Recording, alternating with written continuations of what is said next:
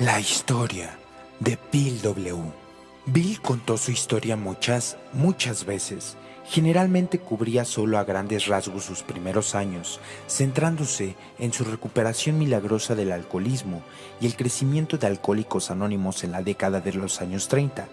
La modestia, no la tradición de AA, sobre el anonimato fue lo que tuvo Bill para exponer en detalle los recuerdos de su niñez. Sus primeros años en la escuela, su matrimonio, su juventud, sus primeros encuentros con el alcohol y sus experiencias en el ejército durante la Primera Guerra Mundial. He aquí, publicados por primera vez en las propias palabras de Bill W. Algunos de sus recuerdos sobre los 39 años anteriores a los que habría ser un último trago fueron escritos, según Bill, para dejar una constancia a grandes rasgos y trazan un cuadro de conmovedora infancia y juventud a quien habría de llegar a ser el cofundador de AA muchos años después. Uno de mis primeros recuerdos es de la contemplación por la ventana desde mi camita, precisamente al ponerse el sol, una de las grandes montañas verdes de Vermont. Esta es una impresión que nunca olvidé. No existe ningún lugar justamente en esta región de Nueva Inglaterra el sitio donde por primera vez vi esas montañas. Ese sitio donde puedo recordar tantos detalles de mi infancia. Mi abuela, después de la muerte de su esposo, se hizo cargo de su trabajo, administrar el hotel en East Dorset, Vermont, con la ayuda de sus hijos, uno de los cuales era mi padre, Hillman. Fue ahí donde nací. El lugar de mi nacimiento, con peculiar justicia, como habría de resultar más adelante, fue el cuadro situado de la antigua taberna. Recuerdo haber escuchado a mi viejo amigo Mark Hallen, el cartero, hablar sobre una gran curiosidad que despertó mi llegada a este mundo entre los otros niños y los clientes del hotel. Mi padre era cantero y operador de una cantera y trabajaba con las grandes canteras de mármol de la zona, la cual suministraba el material para muchas estructuras notables, tales como la tumba de Grant y la casa matriz de la Biblioteca Pública de Nueva York. Entre paréntesis, el alcoholismo no era desconocido en el lado paterno de mi familia. Mi abuelo sufrió un caso serio de alcoholismo que sin duda apresuró su muerte, aun cuando algunos años antes, para la grandeza de todos, había dejado de beber después de asistir a unas sesiones de iglesia, y nunca se supo que hubiera vuelto a hacerlo. Esto causó una gran consternación, solía decir mi abuelita. Entre sus antiguos amigos agnósticos y fuertes bebedores, veteranos de la guerra civil, yo no sabía, pero a veces mi padre bebía mucho. Aunque nunca fue alcohólico, como yo, era una persona que se alborozaba con el éxito y solía celebrarlo con largas borracheras, junto con sus amigos, los canteros prominentes, aunque nunca comprendí los detalles. Creo que uno de esos episodios ofendió profundamente a mi madre y aumentó la tirantez que existía entre ellos. El lado materno de la familia se compone de gente de mucho más tensión, de inmensa voluntad y grande fortaleza. Se le dificultaba mucho formar relaciones íntimas con los demás. Eran capaces de sentir un gran amor por los suyos, y esto fue ciertamente un factor en la relación del abuelo paterno conmigo, pero, aunque eran esas personas altamente respetadas, no eran queridas por la gente ajena a la familia. Mis primeros recuerdos son bastante borrosos hasta la edad de aproximadamente 7 años. Desde luego, ya había ido a la escuela en el plantel de 2 salones en East Dorset, pero pronto fui trasladado a otra escuela, cuando la familia se mudó a Rutland. Recuerdo muy bien lo confundido que me sentí por el gran número de niños que había y empecé a desarrollar una gran timidez. Al mismo tiempo empecé a sentir grandes deseos de entrar en competencia. Debido a mi timidez y torpeza comencé a trabajar para llegar a ser un jugador de béisbol. Y aún en esa temprana edad manifesté mucho interés por la ciencia y acondicionaba un lugar en la leñera como laboratorio. Recuerdo lo horrorizado que se quedó mi padre cuando una noche llegó a casa y descubrió que había mezclado ciertos ácidos, he olvidado cuáles, para hacer nitroglicerina en el cobertizo. Cuando llegó, yo estaba remojado en tiras de papel de nitroglicerina y quemándolas. ¿Podrían imaginarse su reacción? Acostumbrado él, como lo estaba en su trabajo de cantero, al uso de la dinamita, que no es sino una pálida imitación de la nitroglicerina, recuerdo con claridad lo cautelosamente me levantó mi padre el plato, cavó un hoyo y mojó cuidadosamente, esparció el terrible material en el fondo y metódicamente lo cubrió. Recuerdo lo grata que me era la compañía de mi padre en esos días, quien jugaba conmigo a la pelota en el patio todas las noches, y los domingos rentábamos una celeza con un techo plano y adornaba por todas partes. En ella paseábamos elegantemente y con gran satisfacción. Por otra parte, mi madre Emily era dada a la estricta disciplina. Recuerdo con claridad la angustiosa hostilidad y temor que sufrí cuando me dio mi primera paliza con un cepillo debido a que falté a algo. No me es posible recordarlo, pero no sé por qué razón nunca pude olvidarla. Dejó en mí una impresión increíble en mí, especialmente por haberme percatado de que yo había hecho enojar tremendamente a ella. En la escuela no creo haber alcanzado calificaciones particularmente buenas. En el mundo académico habría siempre de ser mi destino, de que algunas de mis calificaciones fuesen muy buenas y otras muy malas. En los deportes también alternaba entre el sentirme sumamente alborozado con el éxito y profundamente desalentado y tímido con la derrota, especialmente si esa derrota tomaba la forma de una absoluta paliza proporcionada por un muchacho de menor tamaño que el mío. Aún en ese entonces empezaba a ser muy alto para mi edad. Por más que trato de recordar a los amigos de mi infancia, es poco sorprendente el no poder traer a la memoria a algún amigo que fuera realmente íntimo. Compañeros de juego, sí, pero debido a la timidez y torpeza no creo haber llegado a tener amigos íntimos. Siempre estaba tratando de dominar o ser dominado por alguien. Mi único nexo íntimo era con Mark Heller, un muchacho más o menos de 10 años mayor que yo, de quien dependía por su conocimiento superior sobre las cosas mundanas. Mi madre no estaba bien, sufrió una seria operación y estuvo confinada y en la casa como una inválida durante mucho tiempo, y luego llegó un poco después de que se recuperó. Se me dijo que mi madre se había ido de viaje de negocios. Cuando no regresó tuve la sensación de que algo andaba mal. Poco tiempo después de eso hicimos maletas, mi madre, mi hermana, Dorothy y yo. Ayudamos por el padre de mi madre y nos mudamos de regreso a Heath Dorset. Luego vino un choque que no puedo nunca olvidar poco después de habernos mudado. Mi madre nos llevó a Dorothy y a mí a lo que supusimos que iba a ser un día de campo en un hermoso lago de North Dorset. Nos sentamos a la orilla, a la sombra de un árbol, y mi madre estaba muy silenciosa, y creo que todos presentíamos algo grande. Entonces mi madre me dijo que mi padre se había ido para siempre. Hasta esta fecha me estremezco cada vez que recuerdo aquella escena en el pasto, cerca del lago.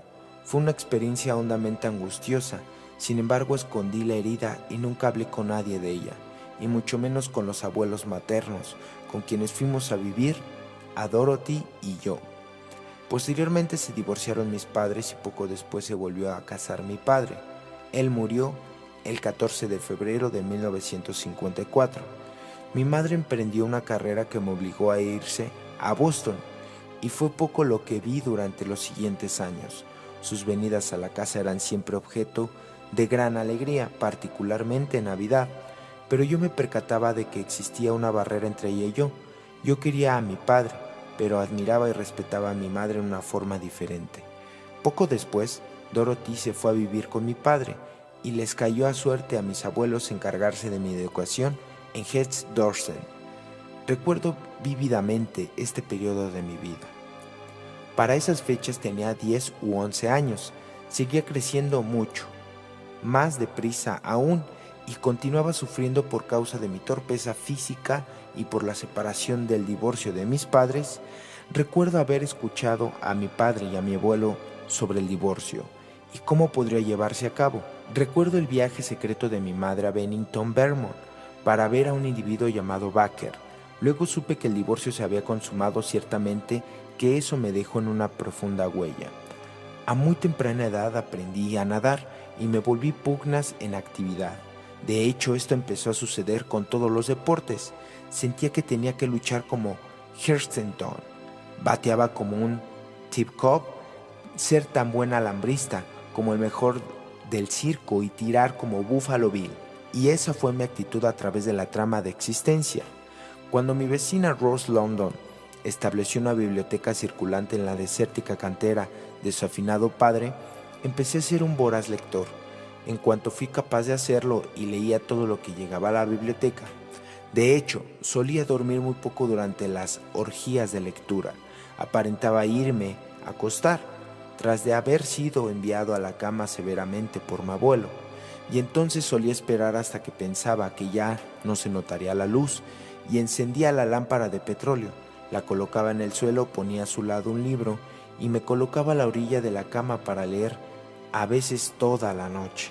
También me gustaba mucho construir cosas, trabajar con herramientas y productos químicos. Había convertido mi recámara en un laboratorio químico durante algún tiempo y luego empecé a hacer experimentos con la radio, un invento completamente nuevo en aquellos días. Creo que fui uno de los primeros en tener un receptor inalámbrico en Vermont. Estudié la clave Morse y siempre me sorprendió no ir a la par con los operadores rápidos. Pero mis aventuras con la radio ocasionaron la sensación en el pueblo y fueron objeto de que se señalara con distinción, algo por lo que, desde luego, tenía un creciente anhelo, hasta que al fin se convirtió en obsesión. Más adelante fui enviado a un interinato situado en Manchester, a unos 8 kilómetros de distancia. Estuve internado ahí, donde permanecía 5 días a la semana y volvía a East Dorset los fines de semana. La primera experiencia que me afectó profundamente allí tuvo que ver con el béisbol. En la primaria había sobresalido. Los muchachos de ese lugar no eran muy buenos, pero en Manchester tenía que enfrentarme con una fuerte competencia. Durante mi primera aparición alguien lanzó una bola alta. Subí las manos, pero no logré cacharla y me pegó en la cabeza. Me tiró e inmediatamente me vi rodeado por un grupo de muchachos preocupados, pero en el momento que me vieron que no estaba lastimado, todos empezaron a reírse de mi torpeza, y recuerdo el terrible espasmo de ira que surgió en mí. Brinqué, levanté el puño y dije, ya verán que les voy a demostrar que yo seré el capitán de este super equipo de béisbol. Y esto dio lugar a otra carcajada originando en mí un tremendo brío para sobresalir en el béisbol, una lucha desesperada por ser el número uno. Si no podía conseguir que alguien jugara conmigo, tiraba una pelota de tenis contra el costado de un edificio o pasaba horas y horas aventando piedras en los postes telefónicos para perfeccionar mi brazo, a fin de poder convertirme en el capitán del equipo de béisbol. Hacia la fecha mi brazo derecho no estaba bien, aparentemente dejé lesionado mi hombro. No obstante, desarrollé una tremenda puntería y una gran velocidad con la pelota, y mi promedio como el bateador era alto. Me convertía en el número uno del campo de béisbol. En esos días el pitcher era el héroe, y me volví pitcher hasta que al fin llegué a ser capitán. En este periodo fui sumamente feliz porque en los terrenos que importaba tenía éxito. Toqué el primer violín con una mala orquesta, pero lo hice. En mi trabajo escolar, si mi interés era grande, como en el caso de la química, la geografía y la física, mis calificaciones llegaban a un promedio entre 95 y 98. Otras materias, entre ellas el inglés, el álgebra, me costaban trabajo, y entre ellas solo alcanzaba promedios bajos. Durante este tiempo, a pesar de mi cara fea y mi porte desgarbado, una de las muchachas me estaba en el seminario cercano. De hecho, la hija del ministro se interesó en mí.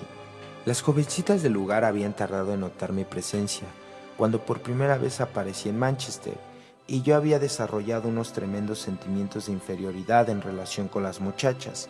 Ahora me encontré de pronto exactamente enamorado. Luego, aconteció un suceso que habría de tener una profunda influencia en los años posteriores.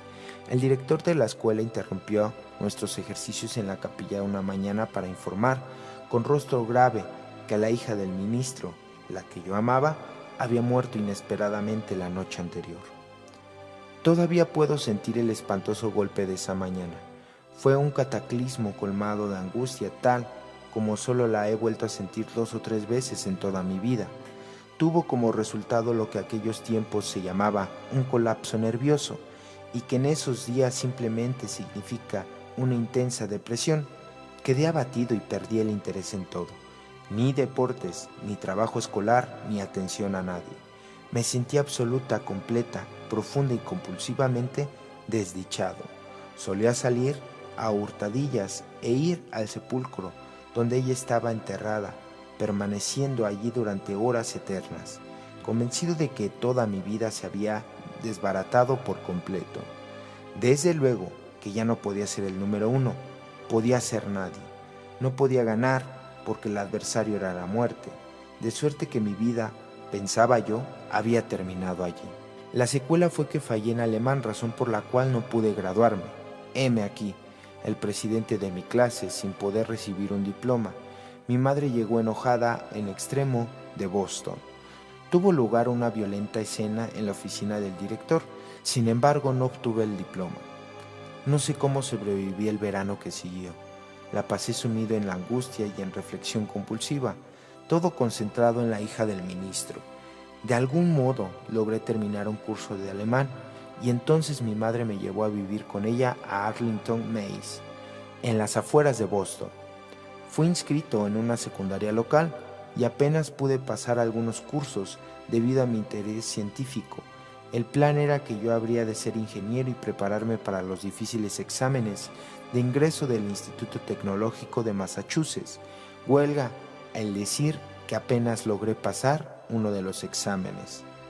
De un modo u otro ingresé a la Universidad de Norwich, el colegio militar del estado de Vermont, donde los requisitos de ingreso eran mucho más fáciles que los del Instituto de Massachusetts. Fue durante ese tiempo cuando conocí a Lois, la maravillosa mujer con quien habría de casarme más adelante. Era la hija de un médico de Brooklyn, en Nueva York, quien llevaba a su familia a North Dorset a pasar los veranos. Ahí ocupaba una pequeña cabaña construida en el sitio, exacto donde mi madre me había informado sobre su inminente divorcio años atrás. Lois llegó a mi vida tan tiernamente como una madre a un niño. Empezó siendo un romance de verano, me atrajo y supongo que yo a ella, y comencé a enamorarme de ella. Fue así de sencillo. Sin embargo, para el verano de 1914 fui inscrito en Norwich, donde la disciplina era casi estricta como West Point. Nuevamente sentí que no era nadie, ni siquiera podía empezar a competir en deportes, ni en la música, ni por lo menos en popularidad con la gente que me rodeaba. Recuerdo toda precisión que cuando estaba de moda el ingreso a las fraternidades, yo no recibí la invitación a una sola de ellas. Traté de ingresar en los equipos de béisbol y de fútbol, pero no era suficiente. Bueno, en ninguno de los equipos de primera fuerza. Habría un muchacho que tocara el violín en forma tan superior a la mía. Nunca pude acercarme a la orquesta de baile. Aun cuando manejé bien algunos de mis estudios, empecé a fallar en otros. En el mejor de los casos, era un tipo de segunda. Era el invierno crudo. Lois y su familia habían regresado a Brooklyn. Yo me había lastimado el hombro, no sé por qué. Estaba convencido de que también padecía del corazón e iba a morir. Tan pronto como trataba de hacer algunos ejercicios sencillos, empezaba a sentir terribles palpitaciones y sufría un colapso. Desde luego, fui de inmediato llevado a la enfermería porque encontraron que no me pasaba absolutamente nada. Esto sucedió una y otra vez hasta que, después de un par de semanas, me mandaron con mi abuelo a East Dorset, que era exactamente donde yo quería ir. Luego del verano, y Lois reapareció y me sacó de esa melancolía. Para esa época nos habíamos enamorado profundamente y naturalmente sané mis padecimientos del corazón. Amaba y era amado, y había de nuevo esperanzas. Sin embargo, recuerdo unas largas conversaciones con Lois en las que yo declaraba que no era bueno para nada, que no podía enfrentarme de nuevo a la escuela y no podía soportar el dejarla. Lois simbolizaba una forma de vida que siempre me había hecho sentir inferior. Sus allegados pertenecían a una magnífica familia de Brooklyn, gente a la que nosotros, los de Vermont, llamamos personas de la ciudad. Ella poseía dones sociales que yo desconocía. La gente de mi pueblo todavía comía con el cuchillo. Y es por eso que su estímulo e interés por mí me sirvieron con un gran incentivo. Pero tenía que regresar a la escuela. Fueron tremendos los esfuerzos que tuve que hacer para compensar mis fracasos pasados. Empecé a ser mucho más popular entre mis compañeros y aunque estaba retrasado en mis estudios, fui nombrado oficial en el cuerpo de entrenamiento de la escuela. Descubrí que tenía la aptitud de los ejercicios militares, pero sea como fuere, la Primera Guerra Mundial me salvó de no graduarme. Llegué al campo de entrenamiento del ejército de Pittsburgh, Nueva York, en mayo de 1917. Para ese entonces Lois y yo ya estábamos comprometidos para casarnos. Mis sentimientos estaban realmente confusos. Por una parte, nosotros los de Vermont éramos personas orgullosas en nuestras tradiciones militares y creíamos que el deber de todo ciudadano era el ser soldado voluntario. Creo que, por otra parte, estaba asustadísimo ante la perspectiva de no poder vivir sin Lois, quien estaba ahora intensamente enamorado. Al principio, las cosas fueron bien en Pittsburgh, debido a la rigurosa disciplina en Norwich. Mis compañeros de escuela y yo tuvimos un comienzo muy superior al del resto de las reclutas, y nuestra resistencia era de millas por encima del promedio. Además, yo estaba desarrollando cierta capacidad para el liderato, cosa que también me gustaba. Sin embargo, en el fondo estaba ese espantoso temor. Tal vez mi hora había llegado. Yo quería vivir por Lois y por la promesa del futuro. Como entrenamiento avanzado, acogí la artillería costanera, colocándome a salvo, según creía, en una de las ramas más seguras del servicio. Pues bien, una noche después de la cena, aquellos de nosotros que habíamos hecho esa elección fuimos trasladados a Fort Monte, Virginia. Conforme el tren se ponía en marcha, mitad del campamento de Pittsburgh nos rodeó gritando con mofa. Con que jugando a la segura, me sentí agobiado por una terrible sensación de vergüenza y culpa, como si de alguna forma hubiese traicionado a mis antepasados de Vermont.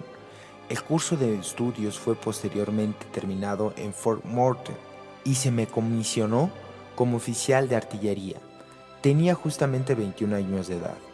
De Monroe fui trasladado a Fort Rodman, en Massachusetts, en las afueras de New Bedford. Aquí reinaba toda la tradición del viejo ejército, de los oficiales maduros y de los oficiales sin comisión, junto con los que habían sido reclutados y los voluntarios. Cómo me gustaba ese ambiente, animado como lo estaba, al haber sido puesto al mando de los soldados. Pero todavía sentía a veces ese temor vago de ser enviado de servicio al extranjero. Mientras tanto, la gente de sociedad de la comunidad cercana empezó a invitar a los jóvenes oficiales a sus residencias. Esta era la primera vez en mi vida que había estado en tan eminente compañía, tal como veía las cosas en aquel entonces. Una vez más me sentí temeroso e inepto. Al conversar, apenas podía decir una o dos palabras, y la cena resultaba un esfuerzo terrible. Fue entonces cuando alguien puso en mis manos algo llamado Cocktail Burns, mi primer trago. Durante todos mis años escolares había permanecido alejado del licor, viendo por muy debajo de mí a los compañeros que iban a Montpelier, bebían cerveza y gustaban de la compañía de sus mujeres fáciles. Esto estaba por debajo de mí. Sabía también lo que el licor le había causado a algunos de mis antepasados y me daba miedo. Pero ahora estaba en mi mano. Me sentía tan tímido que tuve que beber ese trago, y lo bebí, y otro, y después el milagro. Esa extraña barrera que existía entre mi persona y lo demás pareció desvanecerse instantáneamente. Tuve una sensación de que pertenecía al lugar donde estaba, era un miembro del universo, era, por fin, parte de las cosas. Qué extraña magia se produjo con esos 3 o 4 tragos. Me convertí en el alma de la reunión, pude hablar bien y libremente. Hasta se me invitó a otros eventos sociales posteriores, pero creo que hasta esa primera noche me emborraché bastante, y en la segunda o en la tercera reunión me perdí por completo. Pero en esos años todo el mundo bebía mucho y mi conducta no fue desaprobada. Lois me visitó en Fort Rodman y creo que fue durante esa visita en lo particular cuando decidimos casarnos antes de que yo fuera enviado al extranjero. En New Bedford no quería presentarla a mis nuevos amigos. Los allegados de mi prometida no eran estrictos con respecto al licor, pero no lo consumían en las cantidades de mis amigos y yo lo estaba haciendo. de suerte que llevé a Lois a una de las reuniones, me tuve que abstener de beber y volví a sentirme muy inferior durante toda la noche. Poco después se me concedió el permiso para ir a casarme a Brooklyn. Sin el licor sentí mi antiguo malestar, torpeza en casa de sus familiares, aun cuando sus padres y amigos hicieron todo lo posible por hacerme sentir bien. Nos casamos, regresamos a New Bedford y tomamos un apartamento en el centro. Solo tenía que reportarme a mi puesto en el momento de la diana. El resto del tiempo era mío. Ese fue un periodo estático en mi vida. Lois y yo hacíamos reuniones y servíamos bastante licor. Ella empezó a preocuparse porque yo solía perderme por completo más o menos cada tercera reunión. Pero por otra parte, era un periodo entre alegre y sombrío feliz, pero nublado por mi miedo subyacente a ir a la guerra. Muy adentro de mí estaba el temeroso y a la vez muy el avergonzado. A fines de la primavera, principios de verano de 1918, se recibieron órdenes súbditas de que me reportara en Fort Adams, en Newport. Al llegar descubrí que todos los oficiales vivían en tiendas de campaña, en una parte del antiguo terreno destinado a los desfiles, en tanto que Lois y las otras esposas se congregaron a Newport. Generalmente nos podíamos ver una noche a la semana. Durante los fines de semana, la despedida se acercaba. Por fin llegó el día del temido. Recuerdo que fui a comer con Lois y otro oficial y su esposa. Una nube de melancolía nos cubría. Recuerdo haber sentido aversión por ese estado de ánimo y ese pesimismo, y haber pensado lo egoísta que yo era. Después Lois y yo nos parábamos solos sobre uno de los bellos acantilados de Newport, con vista al mar. Era una parte completamente aislada en la playa. Ella y yo mirábamos el océano con un sentimiento de incertidumbre. El sol se estaba poniendo y habíamos hablado del futuro con alegría y optimismo. Ahí sentí los primeros atisbos de lo que más adelante habría de conocer como una experiencia espiritual. Conforme se desarrolló en mí, a través de los años, nunca lo olvidaré. De suerte que, cuando partimos y fuimos embarcados en el tren, y le dije adiós a Lois por la ventana al salir de Boston, mi estado de ánimo no estaba demasiado decaído. Zarpamos de un barco británico, el Lancashire, por el puerto de Nueva York, hacia el este. Qué bien recuerdo ese viaje. Había una corriente oculta de nerviosismo a bordo, desde luego, pero los pasajeros estaban en realidad llenos de regocijo y confianza. Pronto me gané la amistad del camarero y uno de los oficiales del barco.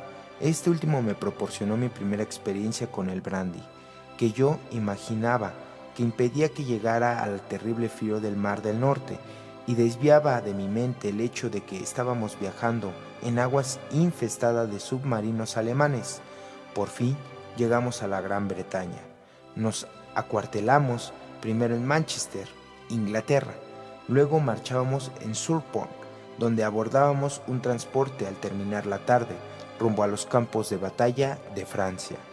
Recuerdo que realmente me gustó el trayecto a través del canal sin luces y las preocupaciones que teníamos que tomar para que en un cigarrillo o un fósforo no fueran vistos, y la aprensión que reanimaba conforme nos acercábamos al enemigo. Por fin, posteriormente fuimos enviados a un pueblito de fuera de Ligoumes, Bélgica, donde teníamos el entrenamiento, y luego fuimos trasladados a una zona de artillería. En esta ocasión íbamos realmente a disparar nuestras armas, aunque solo fuera como práctica. Fue lo más cerca que estuve de la muerte en el extranjero. Nos habíamos establecido en una pequeña villa en las montañas y recuerdo cómo nuestras baterías y batallón se colocaron dentro de una trinchera bien cavada. Se suponía que deberíamos de disparar contra la colina baja y en el campo que se extendía más lejos. Cuidadosamente medimos la distancia entre armas e hicimos los cálculos. Por último fui enviado a 9 millas de distancia, que era el lugar donde se suponía que llegarían los proyectiles aproximadamente a 300 yardas de nosotros. En un campo se colocó la lona, donde se suponía que iba a practicar con las 4 armas. Yo estaba en una zanja con un periscopio para observar la operación a distancia. Cuando el arma número 1 disparó, podíamos oír el reporte en nuestros teléfonos y nos pusimos terriblemente emocionados cuando el proyectil cayó prácticamente en la marca. De veras pensamos que éramos buenos. Luego fue disparada el número 4. De repente hubo una sensación de hundimiento en mi plexo solar, una sensación de que la tierra se estaba abriendo en un abismo debajo de mí y un tremendo golpe. Me cayeron toneladas de tierra encima. Apenas pude arrastrarme fuera de la zanja para enterarme de que, debido a un mal cálculo, el arma número 4 había sido apuntada directamente encima de nosotros. Fue un milagro el que yo haya salido vivo y prácticamente sin haber sufrido daños. Estábamos todavía en aquel pueblito cuando se firmó el armisticio. El pueblo se volvió loco. Ahí vi a mi único amigo borracho francés que me abrazó y me barboteó lo maravilloso que eran los Heart Unis. Para esas fechas ya me había aficionado al vino francés local, del que se disponía libremente en todos lados. Pero antes de mi paladar se acostumbrara demasiado, fuimos trasladados a la ciudad de Bordeaux. Después de un tiempo nos enviaron a casa. Lois me recibió en el puerto de Hoboken y la vida empezó de nuevo. Como todos los veteranos de regreso, me tropecé con algunas dificultades. A diferencia de la mayoría de ellos, me dirigí hacia un destino que llevaba sendas que no podía haber previsto. Cuando desembarqué de aquel barco a orillas de Nueva Jersey y me precipité en los brazos de mi bella esposa Lois, que me estaba esperando. La experiencia espiritual de Bill en el Hospital Towns, ocurrida en diciembre de 1934, y los sucesos que la ocasionaron y que le siguieron están comprendidos dentro de los capítulos más alentadores de la historia de Alcohólicos Anónimos. Ningún tributo a Bill sería completo sin repasarlos nuevamente. Este relato se basa en la historia que aparece en Alcohólicos Anónimos, llega a la mayoría de edad y es tal como Bill lo expuso a través de los años. Los Estados Unidos se hallaban en medio de la depresión, lo mismo le sucedía a Bill, pero su depresión se aliviaba con las altas de su alcoholismo crónico, solo para asumirlo a niveles más profundos debido a las resacas y a la aparición del espectro de la derrota en sus dos batallas por la supervivencia. Una se estaba librando contra el demonio dentro de la botella de licor, la otra era una lucha por conquistar el mundo de continua y veloz especulación de la bolsa de Wall Street, donde Bill ganó un poco y perdió mucho en un mercado descendiente debido a su porfiriado empeño por ser el número 1. No se percataba de la celebridad con que iba perdiendo en ambos frentes. Repentinamente me encontré gritando: «Si hay un Dios, que se presente ante mí. Estoy listo para hacer lo que sea, lo que sea». Una espantosa borrachera iniciada el día del armisticio le dejó tirado en el callejón situado detrás de su casa en Brooklyn. Lois lo metió a la cama. De acuerdo con lo que Bill recordaba, despertó con una depresión infernal que lo llevó a una gira alcohólica compulsiva durante la cual bebió ginebra barata hecha en casa. La interrupción de la soledad de este borracho, en lo particular por su antiguo camarada de borracheras, Evie, se reconoce ahora como el principio de la secuencia de eventos que habría de concluir la formación de Alcohólicos Anónimos. Evie, un borracho de una intensidad comparable a la de Bill, apareció sobre ese día y con la mirada limpia en la cocina de la casa de Bill. Había además algo diferente en Evie, pensó Bill, aunque no podía precisar en qué consistía. Evie le explicó a Bill que súbitamente había encontrado la religión en los entonces populares grupos Oxford. Tuve que admitir que estaba derrotado, explicó Evie. Aprendí que tenía que hacer un inventario de mí mismo y confesar confidencialmente mis defectos a otra persona. Aprendí que tenía que hacer reparaciones por los daños que había causado a los demás. Descubrí que debía practicar la forma de dar que no tiene una etiqueta con precio, el dar de uno mismo a alguien, y esta es la forma de conservarse sobrio. Ahora, añadió, sé que te vas a mofar de esto, pero también me enseñaron que debía pedirle a cualquier Dios que concibiera que me diera la fortaleza para llevar a cabo estos preceptos. Y, si no creía que existía un Dios, que entonces era conveniente que tratara de experimentar el pedirle a cualquier Dios que pudiera existir. Y sabes, Bill, es una cosa curiosa, pero aún antes de haber hecho todo esto, tan pronto como decidí que trataría de hacerlo con la mente abierta, me pareció que mi problema alcohólico había desaparecido. No fue en lo absoluto como la abstinencia forzosa. En esta ocasión me sentí completamente librado del deseo y no he tomado un trago desde hace meses. Esas personas de los grupos Oxford tienen algo. En el esfuerzo de Abby por darle a Bill un pedacito de esperanza ante sus batallas perdidas, en esa sencilla comunión entre dos viejos amigos se germinó la fraternidad de AA. Ni Abby ni Bill se percataron de ello en aquella tarde. Desde luego, y Bill no tuvo que caminar más por la oscura senda del alcoholismo. En un viaje bien entrado en copas a la misión de los grupos Oxford en el centro de Manhattan, Bill se enfrentó cara a cara con otros alcohólicos, algunos bebiendo y otros en recuperación, por lo menos por un corto tiempo. Con los dientes apretados y un poquito de fe en sus ojos, Bill debe de haber visto reflejado su propio tormento. Regresó a Lois y a la botella, pero fue un hombre diferente el que regresó. Surgían preguntas en su coincidencia empapada de ginebra y junto con las preguntas nació una profunda desesperación que inflamó una resolución de detener su manera excesiva, compulsiva y destructiva de beber. Bill ya antes había sido desintoxicado en los Towns Hospital, pero cuando entró tambaleante al vestíbulo y a la sala de recepción, llevando una botella de cerveza, el 11 de diciembre de 1934 fue por una última vez. Con bastante fanfarronería alcohólica, Bill estaba seguro de que en alguna forma dentro de su borrachera había encontrado la solución a su problema. El doctor William Silworth, médico residente del hospital, había escuchado todo tipo de desvariados articulados por muchos borrachos, incluyendo el de Bill, con anterioridad. De suerte que se aplicó a Bill un calmante y se metió en cama. Después de unos días Bill se sintió mejor físicamente, pero ahora cayó dentro de una depresión. Abby apareció en el hospital y nuevamente repitió sencillas ideas adquiridas de los grupos Oxford, que parecían estarlo ayudando a mantenerse sobrio, y se fue. Lo siguiente se relatan las propias palabras de Bill. Mi depresión se profundizó en una forma insoportable y por último me pareció como si estuviera hasta lo más profundo del abismo. Todavía me mofaba bastante acerca de la noción de un poder superior a mí, pero finalmente, al menos por el momento, el último vestigio de mi orgullosa obstinación estaba derribada. De repente me encontré gritando: si hay un Dios, que se presente ante mí. Estoy listo para hacer lo que sea, lo que sea. Súbitamente el cuarto se iluminó con una luz enorme y blanca. Me sumergí en un éxtasis indescriptible en palabras.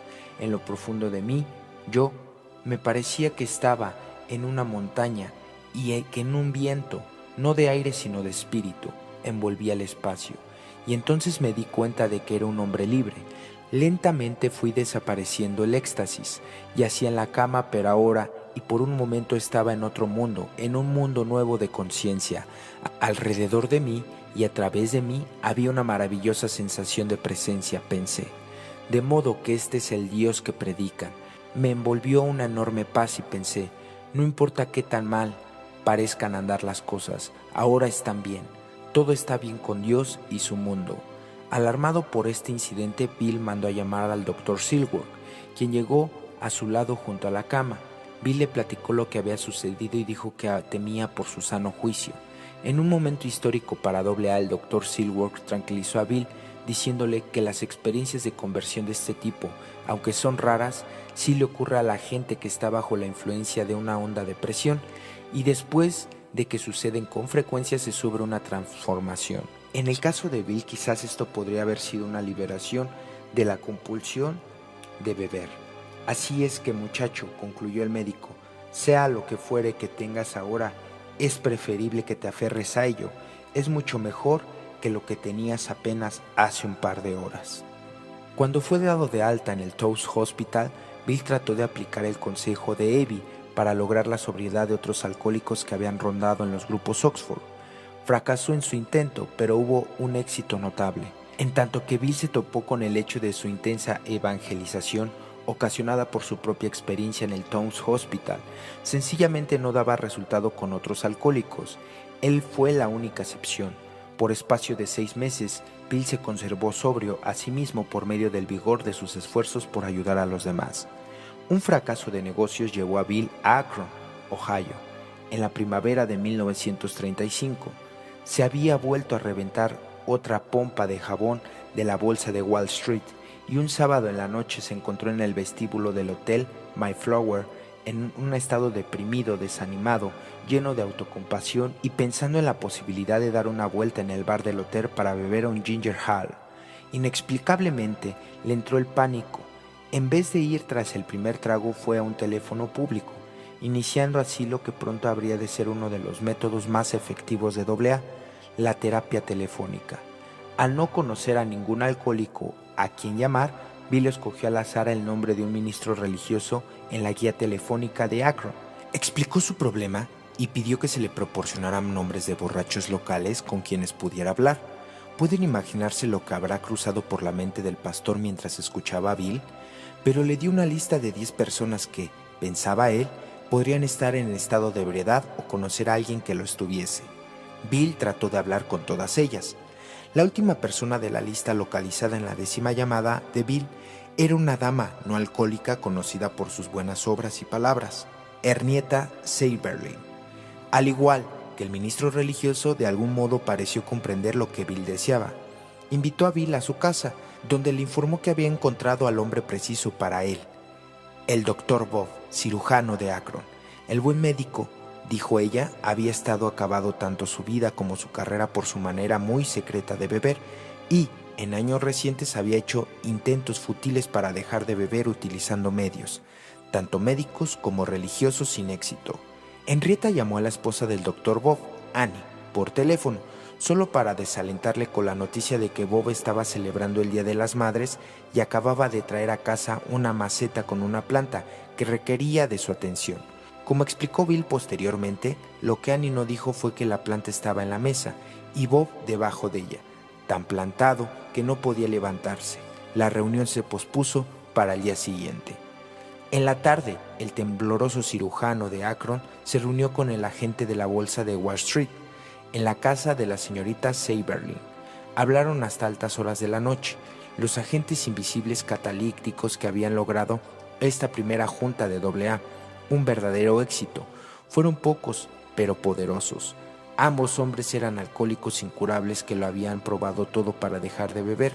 Ambos eran de edad madura, aunque Bob era 15 años mayor que Bill, y ambos vivían en respetable matrimonio.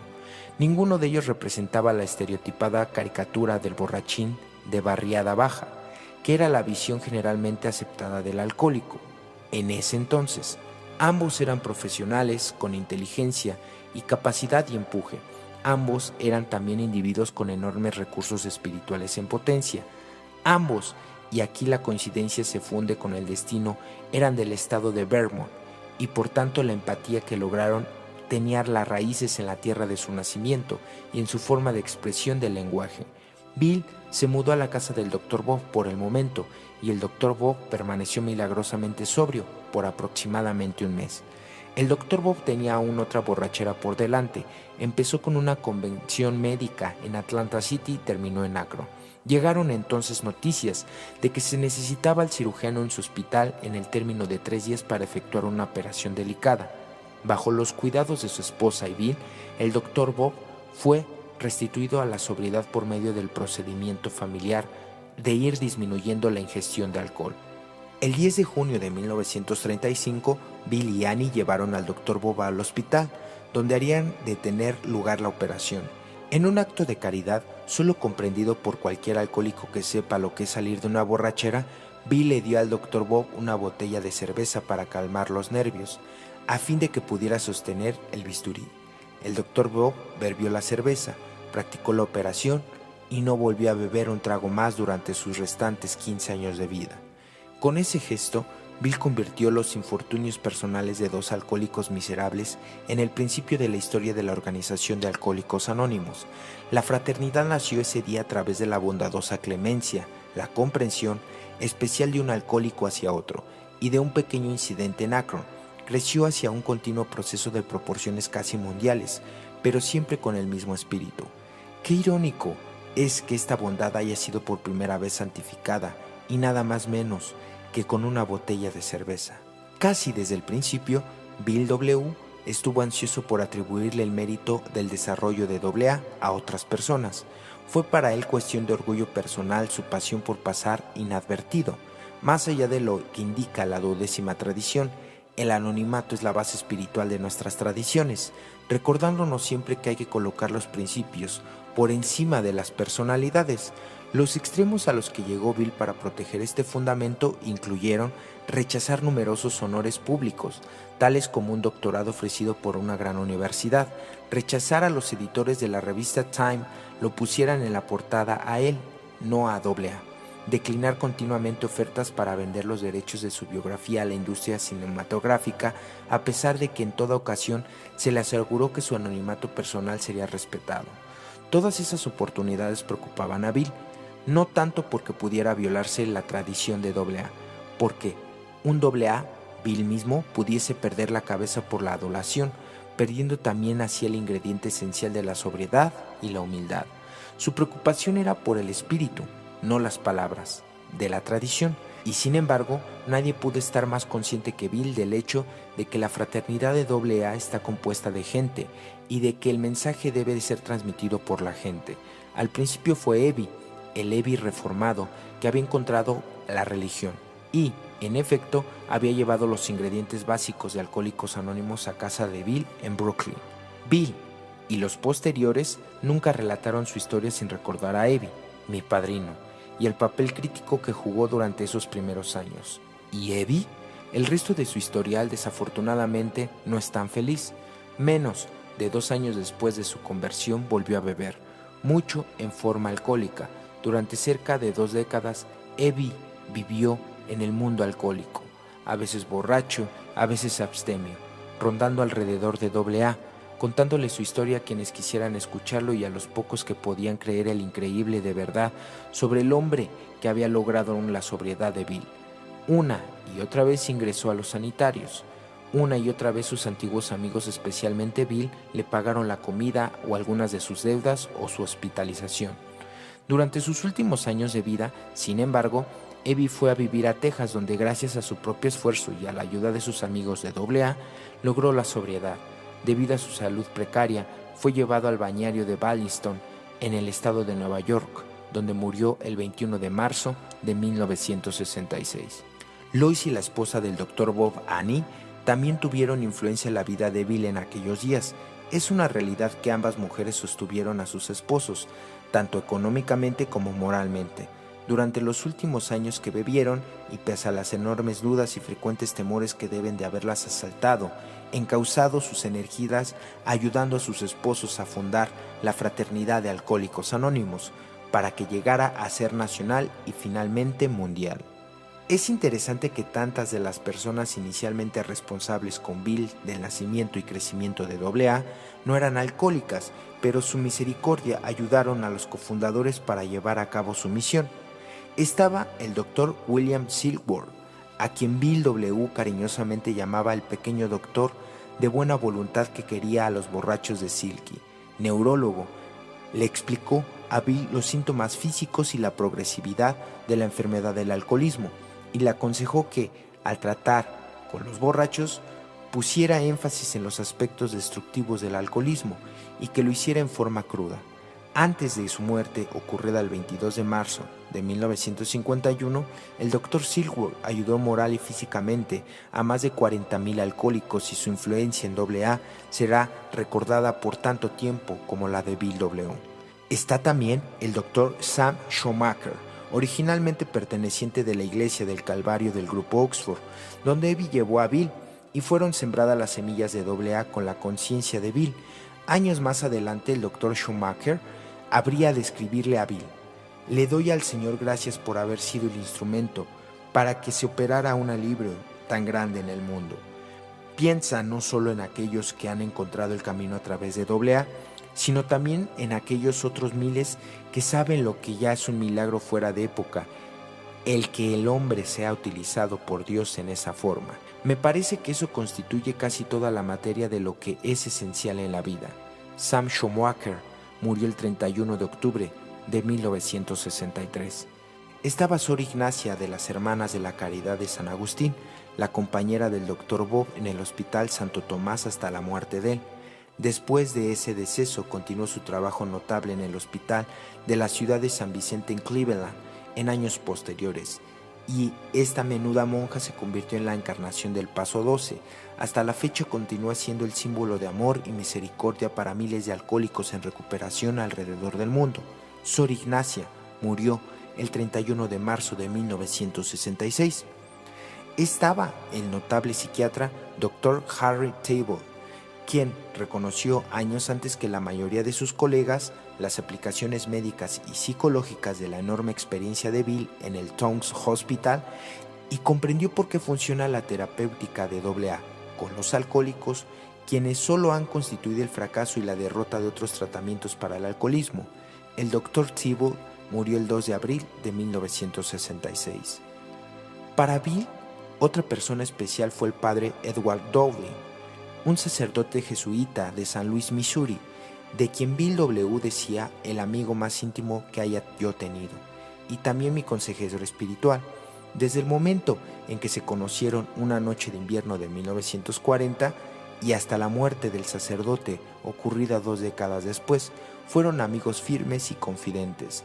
Lo que más admiraba Bill del padre Ed Dowling era su fe inmovible, que Bill describía como su toque de lo eterno. Bill le contó sin reservas toda su vida al padre Edward Rowling, y el jesuita, por su parte, era una fuente inagotable de consuelo para Bill. Qué extraño resultaba que el ministro de una religión pudiera establecer una comunicación tan íntima como una persona laica, perteneciente a otra secta. De hecho, en un tiempo Bill consideró seriamente una conversión de catolicismo, en gran parte debido a sus sentimientos personales hacia el sabio sacerdote jesuita. Pero Bill y el padre Edward Dowling tenía dudas sobre el efecto de la conversión de otros AA, tanto católicos como no católicos, y, más importante aún, Bill tenía dudas sobre su propia duda también. El predicamento de Bill fue claramente expresado en una carta del padre Dowling, donde decía: debe de ser una gran ventaja y consuelo estar absolutamente seguro sobre el cuál es la verdad respecto a nuestro Señor y Dios. Las pocas convicciones que puedo sostener profundamente sobre este respecto son ciertamente mis únicas anclas. Sin embargo, cuando vea a tanta gente de indudable buena voluntad y alta espiritualidad, tan diversa y positiva en sus puntos de vista sobre las cuestiones fundamentales, me resulta evidente que la mayoría de estas personas, de hecho, casi todo el mundo, deben de estar equivocadas. ¿Cómo puede una persona como yo decirle sobre lo que es correcto y quién está en lo cierto, en tanto que bien pueden sospecharse que esta es una excusa para adoptar completamente el punto de vista católico? De todas formas, me parece una pregunta sobre la que aún desconozco la respuesta conscientemente. Ciertamente que es molesto estar inseguro sobre muchas cuestiones de fundamental importancia. Lo único peor sería estar absolutamente seguro para luego descubrir que se ha estado completamente equivocado. ¿O no lo sería?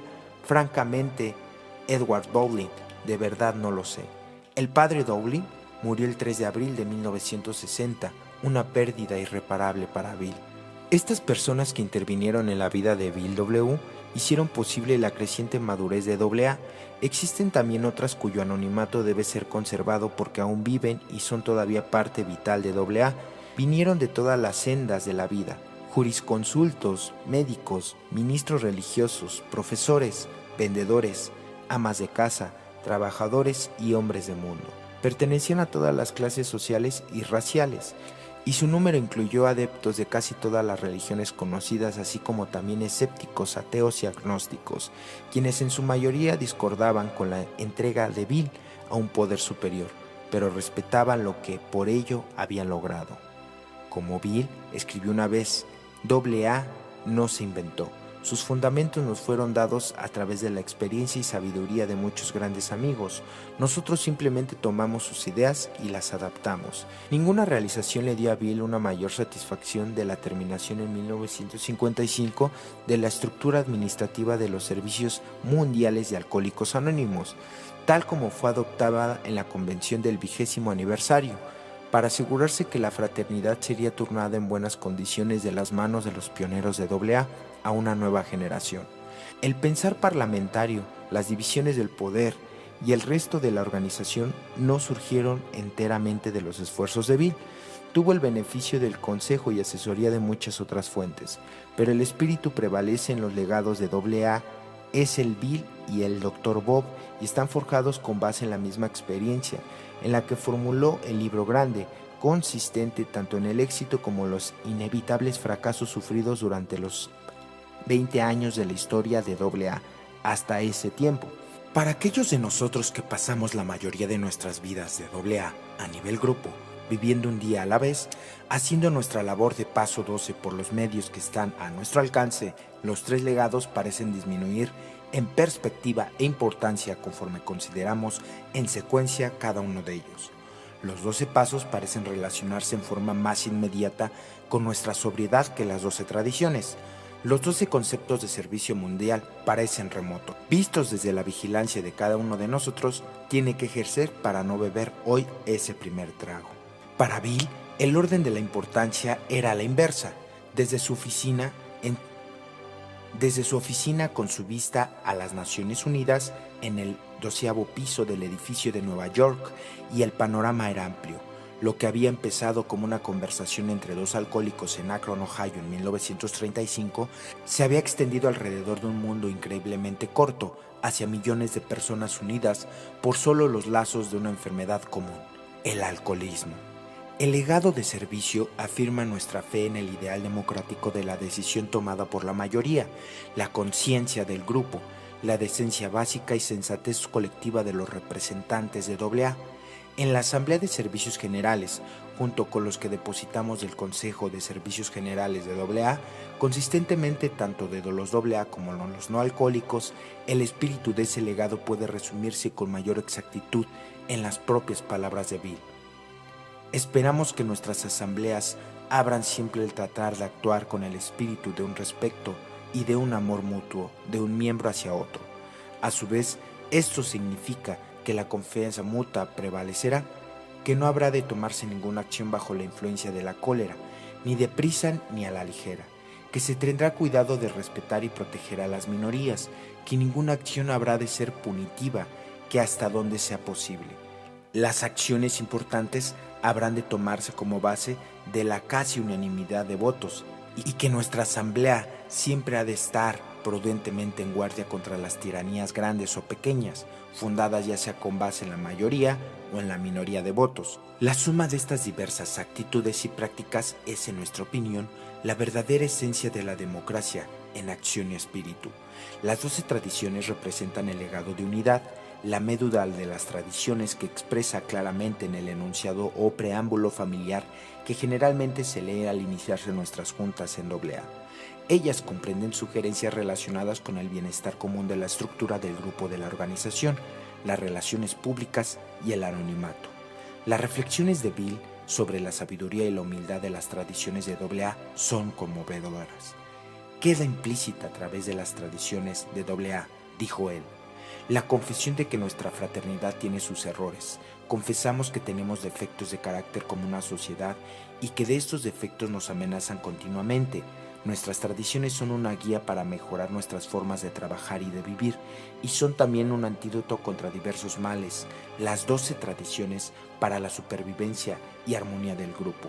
Lo que los 12 pasos son para la sobriedad y la paz interior de cada uno de los miembros.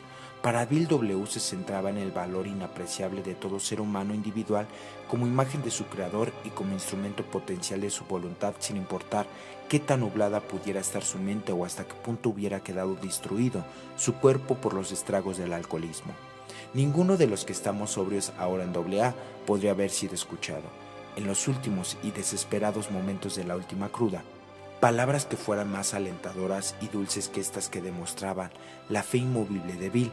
Los 12 pasos de AA son un grupo de principios de naturaleza espiritual que, si se practican como una forma de vida, pueden expulsar la obsesión de beber y hacer posible que él padezca el alcoholismo, se integre como un todo y que sea feliz y útil. Muchos de nosotros, al ver por primera vez esas palabras, nos preguntamos, ¿puede ser así de sencillo? Y luego escuchamos una voz interior que dijo, sí, La aplicación de Bill de los principios de AA a circunstancias siempre cambiantes fue otra de sus notables aptitudes. Día tras día llegaba cartas a su escritorio solicitando su última palabra sobre asuntos relacionados con la política de AA y su respuesta tras respuesta. Bill recurría a los principios básicos de los tres legados, mitigando las preocupaciones de sabiduría, humorismo, perspectiva y considerando por los sentimientos de los demás. Un ejemplo simpático ocurrió en 1968 cuando un AA bien intencionado le escribió a Bill, hondamente preocupado sobre la infiltración de hippies en los grupos locales de AA, junto con sus extravagantes atuendos, costumbres sexuales y de conducta ciertamente no ortodoxa, incluyendo el uso de drogas. El quejoso temía que esta invasión en lo particular pudiese ser una verdadera amenaza para nuestro programa. La contestación de Bill demostró su forma típica de utilizar los principios de AA para hacer frente a los nuevos desafíos. Tu carta sobre el regreso de los hippies me pareció muy interesante. Dudo que necesitamos alarmarnos por esta situación, porque han existido precedentes en el pasado. Todo tipo de grupos ha tratado de introducirse entre nosotros, incluyendo comunistas y adictos a la heroína, prohibicionistas y filántropos ajenos a nuestro objetivo. Casi todas estas personas que tenían problemas con el alcohol no solo lograron cambiar a los alcohólicos anónimos, sino que, a la larga de AA, los cambios a ellos. Entre mis mejores amigos hay un buen número de ellos y son también de los mejores AA que conozco. También se cuelan algunos que no son alcohólicos, sino que son adictos a otras cosas. Son muchos de los AA que se han apiadado de estos seres y de hecho han tratado de convertirlos en verdaderos AA. Desde luego, su identificación con los alcohólicos es buena y los grupos pronto abandonan esta práctica en el curso normal de las cuestiones de AA. Sin embargo, algunos AA considerados alientan a estos padrinos adictos a llevar juntas abiertas, tal como lo harían con otras personas interesadas en el programa. A la postre, estos adictos generalmente se unen a otras formas de terapia. No se les invita a hablar en las juntas abiertas, a menos que tengan un problema de alcoholismo y desde luego no tienen la admisión de las juntas cerradas. Sabemos que no podemos hacer todo para todo el mundo que tenga un problema de adicción. También han ocurrido últimamente el desarrollo que gira en torno de los hippies que tienen problemas con el LSD o con la marihuana, drogas menos fuertes. Muchos de estos muchachos suelen ser también alcohólicos y están ingresando de AA frecuentemente con resultados excelentes. Hace algunas semanas hubo una convención de AA de jóvenes. Poco después, 4 de estos muchachos visitaron la oficina. Vi a una jovencita caminar garbosamente en el vestíbulo, con el cabello suelto, en una minifalda, por su simbólico collar de amor y todo lo demás. Pensé, ¡qué barbaridad! ¿Y ahora qué vendrá? Me dijo que era miembro, que contaba a los jóvenes hasta con 16 años. Me entró la curiosidad y llevé a todo el grupo a comer. Pues bien, fueron absolutamente maravillosos. Hablaron también como cualquier clase de AA que haya yo conocido de cualquier parte. Creo que todos dijeron que tenían alguna clase de problema de drogas, pero que también eso lo habían resuelto. Cuando llegaron habían insistido sobre sus propias ideas con respecto a Alcohólicos Anónimos, pero por fin habían encontrado que AA estaba bien tal como funcionaba, aunque necesitaban sus propias juntas, encontrar interés e inspiración también en las juntas de personas mayores. Tal vez conforme la gente más joven vaya ingresando a AA, tendremos que tolerar algunas tonterías no convencionales con paciencia y buen humor, esperemos. Pero bien, vale la pena intentarlo. Y también si varios hippies adictos desean formar su propia clase de fraternidad conforme a los lineamientos de AA, desde luego debemos alentarlos a que lo hagan. Solo necesitamos negarles el nombre de AA y el resto de nuestro programa es de ellos si lo desean adoptar en su parte o en su totalidad. Por estas razones siento esperanzas y absolutamente ningún temor por esta tendencia. Desde luego, no soy profeta, puedo estar equivocado por tanto. Tenme el corriente. Este es un desarrollo muy interesante y tal vez significativo. Ciertamente no creo que deba ser combatido, por el contrario, debería estimularle hacia los cauces que ya sabemos nosotros que sí funcionan afectuosamente, Bill. El viejo escritorio de Bill está ahora vacío. Su voz está lúcida como siempre en las grabaciones, en los libros, en los archiveros. Todavía tiene mucho de qué decirnos. 2 preocupaciones conocidas de Bill sobre el futuro de AA merecen repetirse. La primera se refiere al destino de AA. La segunda se refiere a la memoria de Bill en sí en el desenvolvimiento de su destino, de nuestra fraternidad, dijo. Fuera de un poder superior, como cada uno de nosotros pueda concebirlo, AA nunca debe de ser como una sociedad que entra en el campo del dogma o de la religión.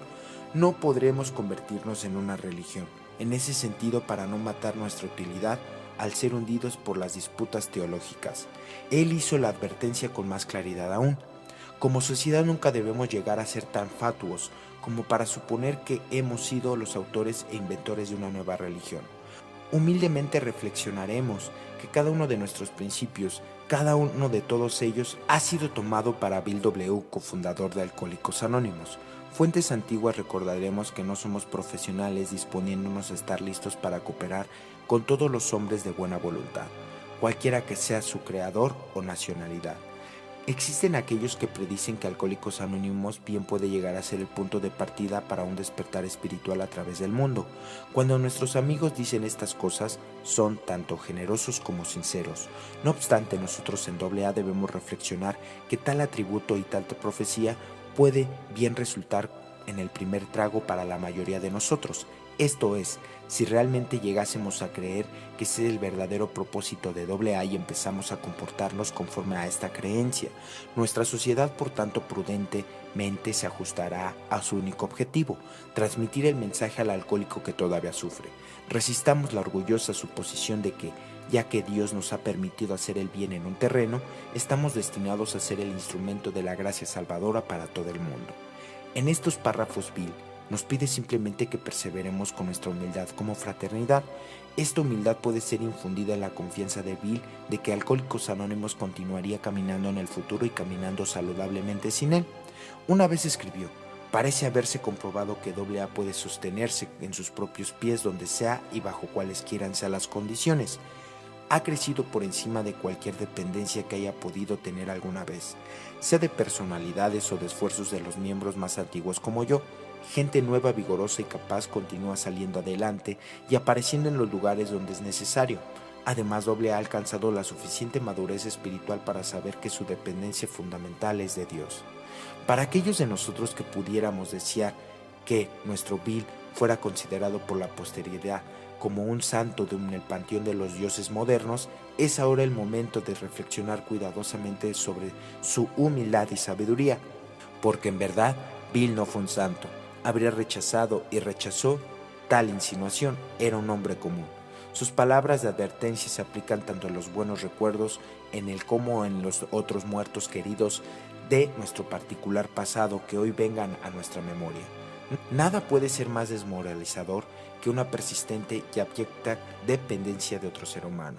Con frecuencia esto significa exigir un grado de protección y amor a tales que nadie podría satisfacer. Así es que nuestros esperados protectores finalmente huyen y nuevamente quedamos solos, ya sea para crecer o para desintegrarnos.